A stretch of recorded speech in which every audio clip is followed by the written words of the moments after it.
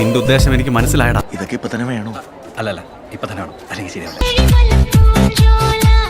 നീ സൂക്ഷിച്ചോ, ചെക്കൻ ഇത്തിരി ആക്രാന്തം കൂടുതലുള്ള കൂട്ടത്തിലാ. ആക്രാന്തം കൊണ്ടൊന്നും വന്നതല്ല, കുട്ടിയുടെ ക്ഷേമം അന്വേഷിക്കാൻ വന്നതാ. ആഹാ, ബ്രില്യന്റ് ക്യാച്ച്.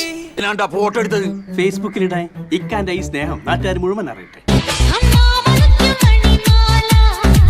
ഇങ്ങനെ പോയാൽ ഇവിടെ തന്നെ ഫസ്റ്റ് നൈറ്റും ആഘോഷിച്ച് പ്രസവവും കഴിയും. ഇത് ഇവിടെ അവസാനിപ്പിച്ചില്ലല്ലോ.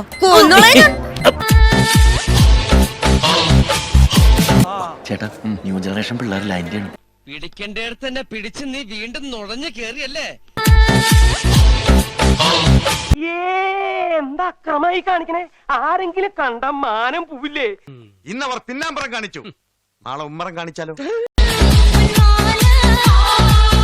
എങ്ങനെയുണ്ട് മോളെ ഈ പിടുത്തം? ഇന്ന് മുതൽ മാലപ്പടക്കം പോലെ അങ്ങ് തുടങ്ങുമല്ലേ?